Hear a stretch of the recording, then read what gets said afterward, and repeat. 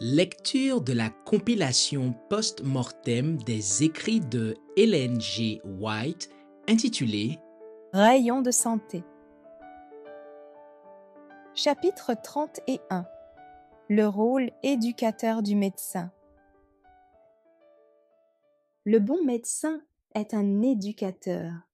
Il se rend compte de ses responsabilités, non seulement envers le malade qu'il soigne, mais aussi envers la société dans laquelle il vit.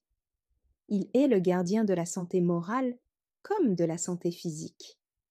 Il s'efforce non seulement d'enseigner les méthodes thérapeutiques, mais encore d'inculquer de bonnes habitudes et de faire connaître les lois de la vie.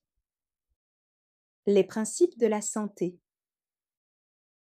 La connaissance des principes de la santé n'a jamais été plus nécessaire qu'aujourd'hui.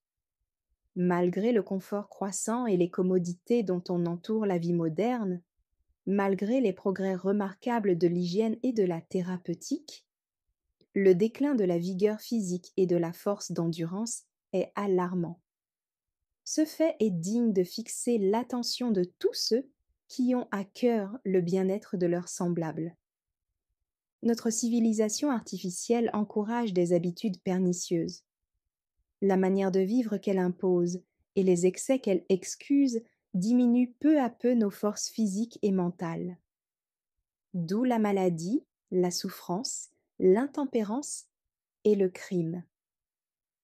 Il est vrai que beaucoup de gens transgressent par ignorance les lois de la santé, mais le plus grand nombre pêchent à bon escient et devraient comprendre combien il est important de les observer.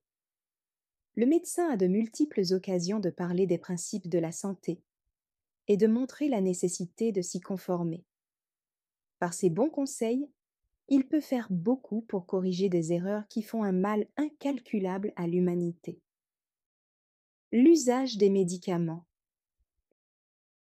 L'emploi de médicaments toxiques est une pratique qui engendre une multitude de maladies.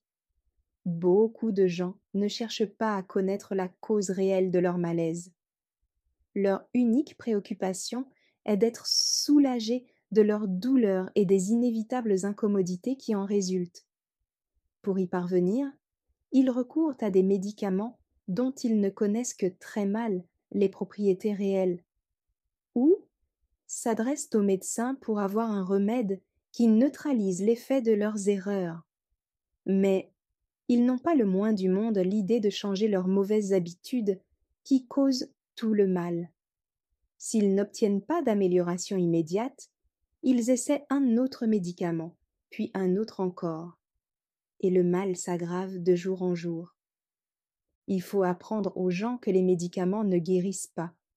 S'ils apportent parfois un soulagement momentané, et si la guérison paraît résulter de leur emploi, c'est parce que la nature possède des forces suffisantes pour éliminer le poison et combattre les causes de la maladie.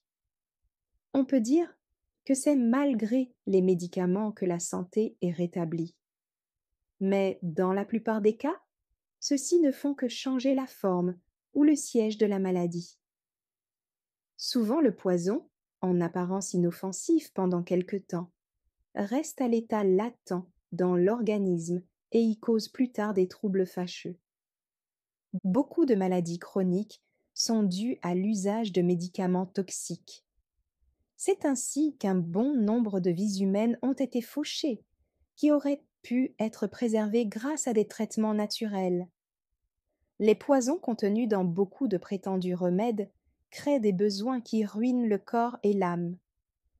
Bien des panacées populaires et des spécialités pharmaceutiques, et même certains médicaments prescrits par les médecins, sont en partie responsables de ces terribles fléaux de l'humanité que sont l'alcoolisme, l'opiomanie ou la morphinomanie. Pouvoir restaurateur de la nature.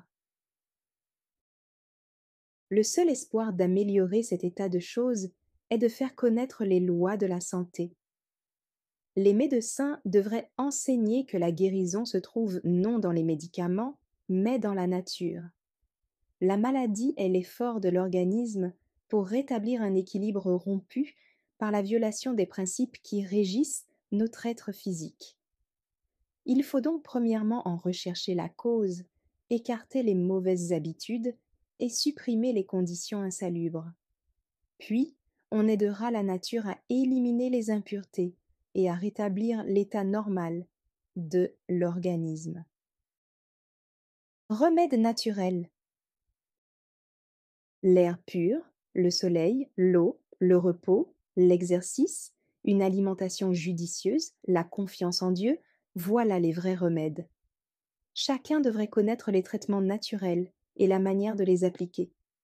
Il est essentiel d'être au courant des principes qui régissent le soin des malades et d'acquérir une expérience pratique à cet égard.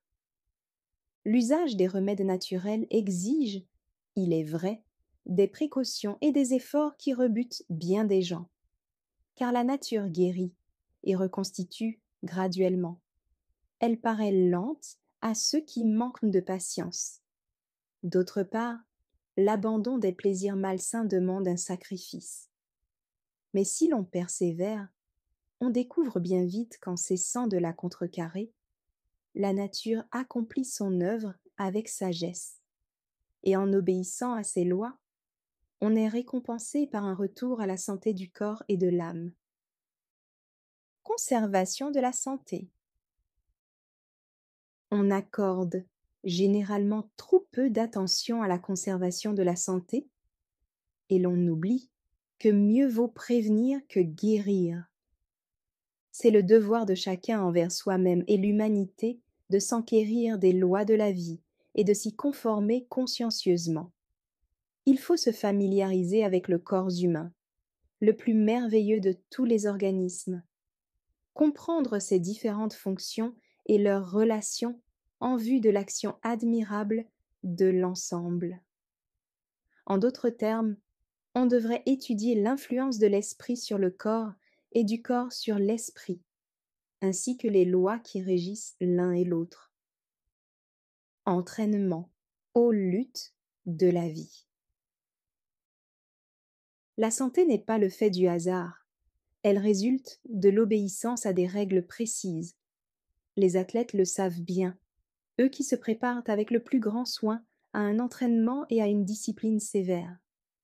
Tout est chez eux soigneusement réglé, car ils savent fort bien que la négligence, les excès ou le manque de soins qui affaibliraient ou paralyseraient l'un ou l'autre des organes de leur corps occasionneraient leur défaite. Combien sont plus importantes les précautions à prendre pour réussir dans la vie? Ce n'est pas à un simulacre de bataille que nous sommes appelés. Nous soutenons une lutte dont les résultats sont éternels. Nous avons à faire face à des ennemis invisibles, aux mauvais anges, qui s'efforcent de dominer chaque être humain. Tout ce qui nuit à la santé affaiblit non seulement la vigueur physique, mais aussi les énergies mentales et morales. La satisfaction des mauvais penchants rend plus difficile le discernement du bien et du mal et la résistance aux influences néfastes. Elle multiplie les risques de défaite. Ne savez-vous pas, dit saint Paul, que ceux qui courent dans le stade courent tous, mais qu'un seul remporte le prix? 1 Corinthiens 9, verset 24. Dans la lutte où nous sommes engagés, la victoire est acquise à tous ceux qui se soumettent implicitement aux principes divins. Mais trop souvent l'application de ces principes aux détails de la vie est considérée comme secondaire ou indigne d'attention. Cependant, si l'on envisage l'enjeu de la lutte, rien ne paraîtra négligeable. Tous nos actes ont leur importance, soit pour la victoire, soit pour la défaite. Courez, ajoute saint Paul, de manière à remporter le prix. 1 Corinthiens 9, verset 24. Ce fut la gourmandise qui fit perdre le jardin d'Éden à nos premiers parents. Pour le reconquérir, la tempérance en toutes choses a plus d'importance qu'on ne le pense généralement. Faisant allusion aux privations de ceux qui participaient aux jeux grecs d'antan, l'apôtre Paul écrit: « Tous ceux qui combattent s'imposent toute espèce d'abstinence, et ils le font pour obtenir une couronne corruptible. Mais nous, faisons-le pour une couronne incorruptible. Moi donc, je cours, non pas comme à l'aventure, je frappe, non pas comme battant l'air, mais je traite durement mon corps, et je le tiens assujetti, de peur d'être moi-même rejeté, après avoir prêché aux autres. 1 Corinthiens 9, versets 25 à 27. Base de la réforme. Pour réussir, une réforme doit avoir comme point de départ la perception nette d'une vérité fondamentale. S'il faut se méfier d'une philosophie étroite ou d'une froide orthodoxie, le libéralisme large et blasé présente un danger beaucoup plus grand. Le fondement de toute réforme durable, c'est la loi divine. Chacun doit comprendre la nécessité d'obéir à celle-ci. Que ces principes, aussi éternels et absolus que Dieu lui-même, soient connus de tous. L'un des plus déplorables effets du péché originel fut de faire perdre à l'homme la maîtrise de soi-même. On ne peut progresser réellement que si cette maîtrise est reconquise. Le corps est le seul intermédiaire pour élever l'âme et former le caractère. De là les tentations de Satan pour affaiblir et dégrader nos forces physiques. Son succès dans ce domaine lui assure la possession de notre être tout entier. Si une puissance supérieure ne maîtrise nos penchants, il causera sûrement notre perte. Le corps doit être contrôlé par les plus nobles énergies de notre être. Soumise à Dieu, notre volonté maîtrisera nos passions. La raison, sanctifiée par la grâce divine, dirigera notre vie. Il faut que nous ayons conscience des exigences de Dieu. Il faut qu'hommes et femmes comprennent leur devoir d'être purs, de se dominer, de s'affranchir de tout appétit dépravé et de toute mauvaise habitude. Toutes nos énergies, morales et physiques, sont un don du ciel et doivent être mises à son service.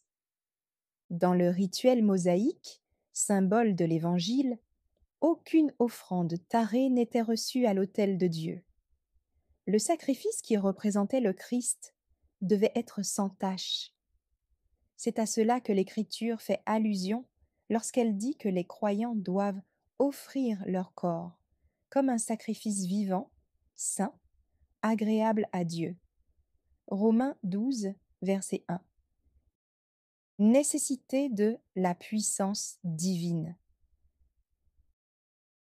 Aucune réforme véritable ne peut être accomplie sans la puissance divine. Les barrières humaines destinées à neutraliser les tendances naturelles ou acquises ne sont que des digues de sable contre un torrent. Tant que la vie de Jésus ne nous galvanisera pas, nous ne pourrons résister aux tentations, qu'elles viennent de l'intérieur ou de l'extérieur. Le Christ est venu ici-bas et a vécu selon la loi divine pour que l'homme puisse acquérir une maîtrise parfaite sur ses inclinations naturelles. Médecin de l'âme et du corps, il donne la victoire sur la concupiscence. Par lui, nous pouvons former un caractère parfait. Soumis à Dieu, notre esprit est contrôlé par la loi royale qui libère tous les captifs. En nous unissant au Christ, nous devenons libres.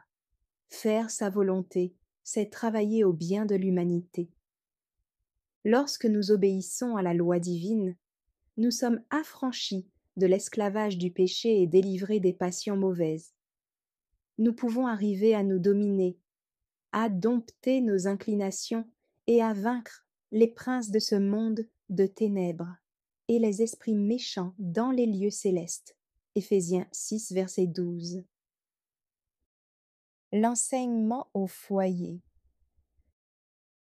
C'est au sein de la famille que ces instructions sont le plus nécessaires et feront le plus de bien.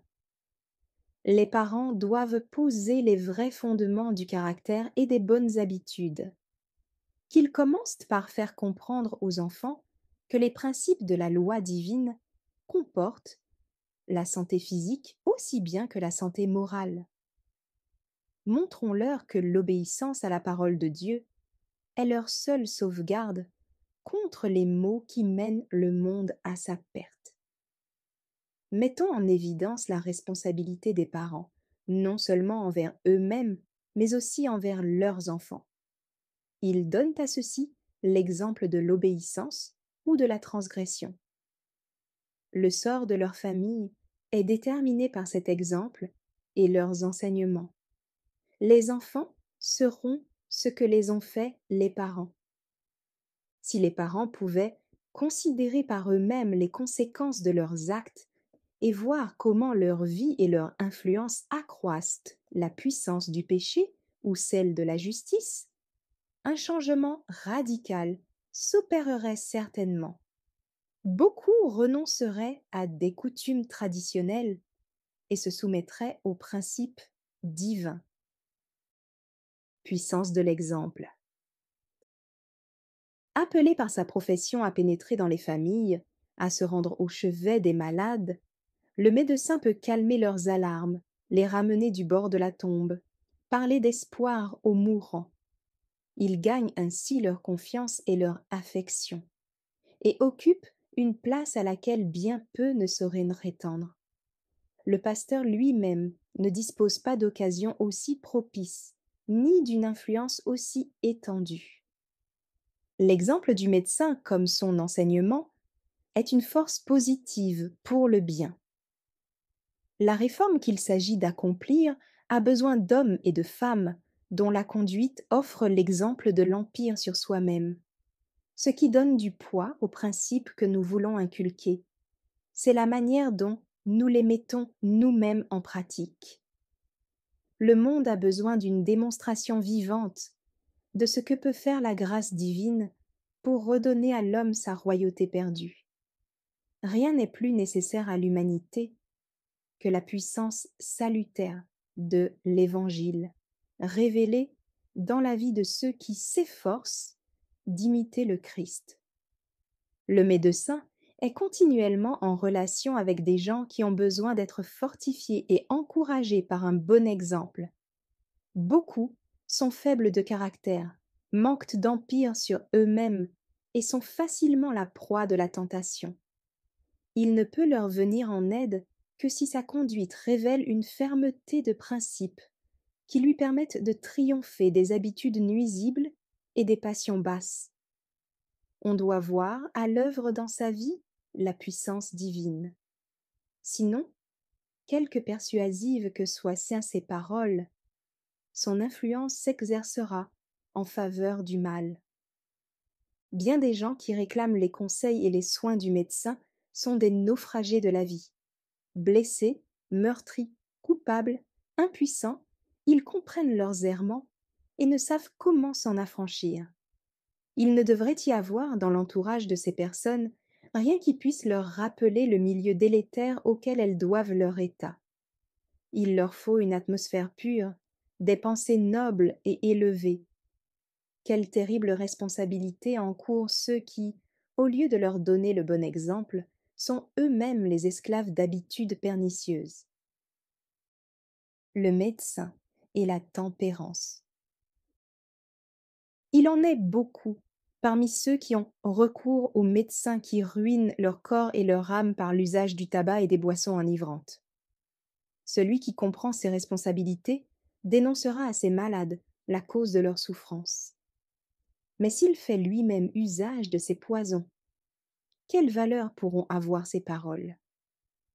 Conscient de sa propre faiblesse, il hésitera à signaler le danger qui menace la vie de ses malades, et il n'aura à cet égard aucune influence sur la jeunesse. Adonné à des habitudes d'intempérance, comment un médecin pourrait-il donner l'exemple de la pureté, de l'empire sur soi-même, et travailler au relèvement de ceux qui sont tombés? Alors que son haleine dégage l'odeur des liqueurs enivrantes et du tabac, que son système nerveux est ébranlé, son cerveau obscurci par l'usage des narcotiques, comment serait-il capable d'accomplir son œuvre auprès des malades, leur inspirer confiance et agir rapidement et avec précision. Si un médecin n'obéit pas aux lois qui gouvernent son être, s'il préfère les plaisirs égoïstes à la vigueur du corps et de l'esprit, ne se déclare-t-il pas ainsi indigne de se voir confier des vies humaines? Cause de découragement. Quelque consciencieux et expérimenté qu'il soit, un médecin rencontre bien des insuccès et des découragements. Souvent, il n'atteint pas le but qu'il s'était proposé. De ces patients qui recouvrent la santé, il ne résulte aucun bien, ni pour eux, ni pour la société. Beaucoup ne se rétablissent que pour retomber dans les erreurs qui les avaient rendus malades, et pour se livrer avec la même ardeur au tourbillon des plaisirs insensés. Le Christ a fait la même expérience. Cependant, il ne cessait de se dépenser en faveur de ceux qui passaient par la souffrance. Des 10 lépreux qu'il purifia un jour, un seul fut reconnaissant, et c'était un étranger, un Samaritain. Mais pour l'amour de celui-là, Jésus avait guéri les 9 autres. Que le médecin qui rencontre des découragements pense au Sauveur, le grand médecin dont il est écrit. Il ne se découragera point et ne se relâchera point. À cause du travail de son âme, il rassasiera ses regards. Ésaïe 42, verset 4 et 53, verset 11. S'il n'y avait eu qu'une seule âme pour accepter l'évangile de la grâce, le Christ aurait quand même consenti, pour la sauver, à vivre une vie de labeur et d'humilité, et à mourir sur la croix. Si donc, par nos efforts, un seul être humain peut être rendu digne de briller dans les parvis célestes, n'est-ce pas déjà un résultat réjouissant? Besoins personnels et périls du médecin. La tâche du médecin est ardue et fatigante. Pour s'en acquitter avec succès, il lui faut une constitution et une santé robustes. Un homme faible et maladif ne peut supporter le travail pénible qui incombe au médecin. Celui qui n'a pas une parfaite maîtrise de soi-même n'est pas qualifié pour s'occuper de toutes sortes de maladies. Souvent troublé dans son sommeil, obligé parfois de négliger ses repas, privé dans une large mesure des distractions sociales et des privilèges religieux, le médecin paraît astreint à un genre de vie lugubre et monotone. Les déboires qu'il rencontre, la pusillanimité des uns, la dépravation des autres, attristent son cœur et ébranlent sa confiance dans l'humanité. D'autre part, la lutte contre la maladie et la mort épuise à l'extrême ses énergies. Ce rude effort l'éprouve intensément, et c'est alors qu'il est le plus accessible à la tentation.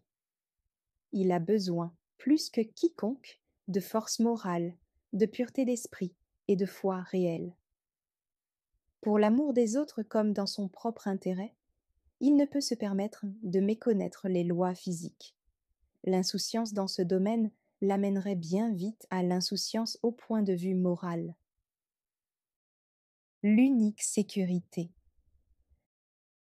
Ce qui seul peut soutenir le médecin dans toutes les circonstances, c'est de se conformer aux principes divins et d'être fortifié et ennobli par une fermeté d'intention que l'on ne peut trouver qu'en Dieu. Il doit manifester l'excellence du caractère divin, jour après jour, heure après heure, instant après instant. Il faut qu'il vive comme s'il était en présence d'un monde invisible.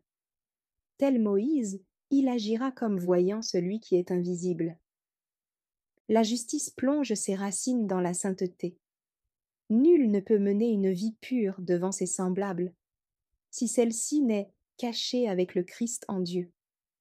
Plus l'activité du médecin est intense, plus intime doit être sa communion avec Dieu. Plus ses devoirs sont urgents et grandes ses responsabilités, plus aussi il a besoin de la puissance divine. Il faut qu'il consacre moins de temps aux choses temporelles pour en accorder davantage aux réalités éternelles, qu'il résiste à un monde qui voudrait l'accaparer et le séparer de la source de sa force, plus que tous les autres hommes qu'il se place, par la prière et l'étude des Écritures, sous l'égide de Dieu, qu'il ne cesse de se conformer aux principes de vérité, de justice et de grâce qui sont pour l'âme la révélation des attributs de la divinité. Dans la mesure où la parole de Dieu est mise en pratique, elle place son empreinte sur chacun de nos actes et sur chaque trait de notre caractère. Elle purifie chaque pensée et chaque désir. Ceux qui la suivent sont les hommes forts. Ils s'élèvent au-dessus de ce qui est vil pour vivre dans une atmosphère exempte de toute impureté.